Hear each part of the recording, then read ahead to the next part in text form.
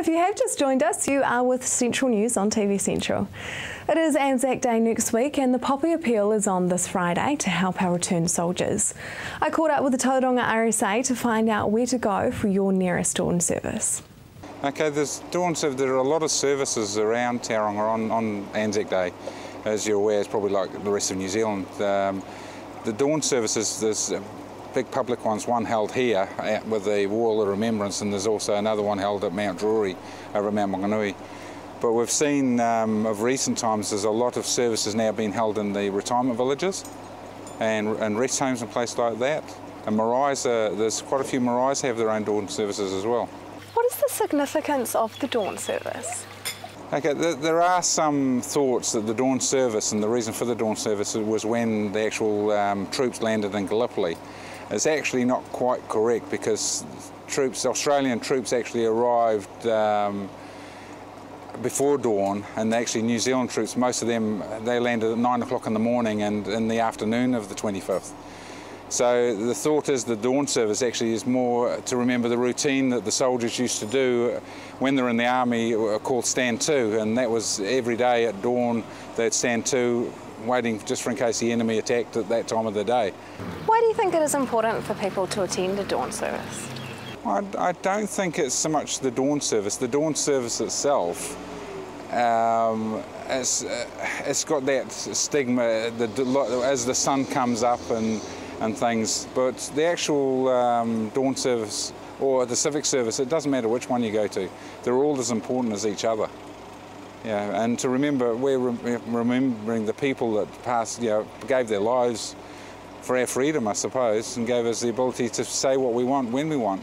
Why is it held on the 25th of April? As stated, on the 25th of April, that's when the Allied troops landed at Gallipoli, and that is the why it is held on the 25th of April.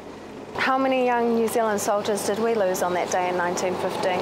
Okay, when they landed, the actual number of troops that actually got killed on the actual landing is unsure. But during the campaign that went through from April through to the December, New Zealand sent over some 8,500 troops. And out of the 8,500 troops, 2,721 of them actually got killed.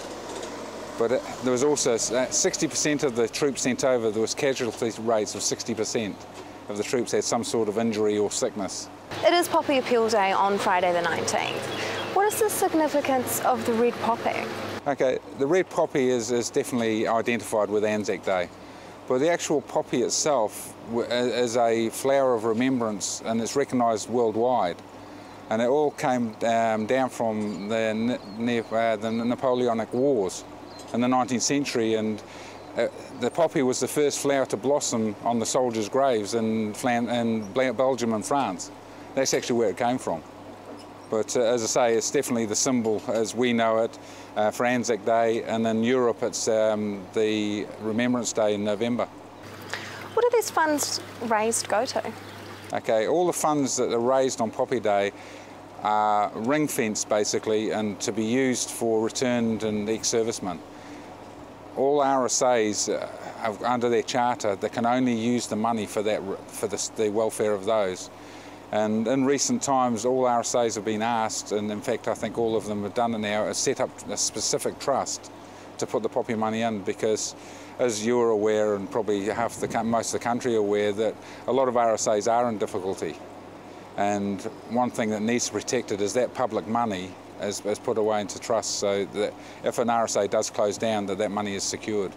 What does the RSA do for retired soldiers? Okay, the RSA is probably known for, well, I've heard the comment teeth and hearing aids, basically funding false teeth and false hearing aids. We also provide funding for some specific medical conditions, cataracts and things that aren't generally covered by bans. So that is one area that we do fund, but in the more recent times we've become representatives to assist soldiers where to get funding, where to go for help, what agencies, and basically as advocates for the returned soldiers and their spouses and families. Yeah, the RSA here, we we do fund some of these things. We also spend a lot of time visiting sick soldiers in hospitals and rest homes. If a soldier wants some firewood, or one of the return men will try and organise that. Take people to appointments. It's basically making sure that none of the returned and servicemen don't endure any undue hardship. How many retired soldiers do we have left in New Zealand that fought in World War II? Okay, in New Zealand itself, nobody knows. It's one of those things, it's an anomaly that the retired World War II veteran is very proud and very private. And I know at this RSA here, we've actually got 47 World War II veterans still alive as members. But in the community, we know there are others. And the same goes for nationwide, because as I was talking to NZRSA just recently about it, they really need to put a question in the census to actually find out. And it's been a problem that the RSA's really endured nationwide, is trying to locate these people. And because they don't want assistance, because they believe that if they come out with their hand out, the bludgers.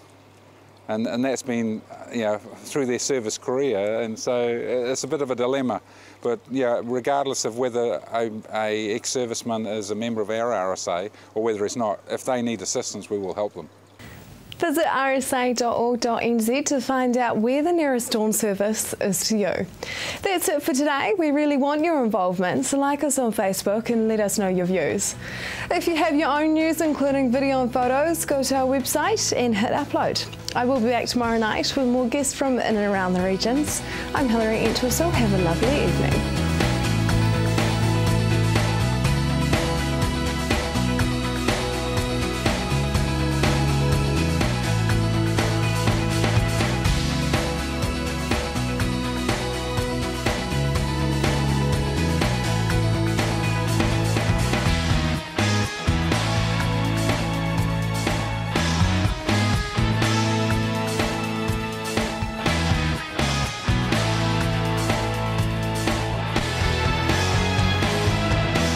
This has been an Alpha Media production, a division of Television Media Group. Supporting local content so you can see more of New Zealand on air.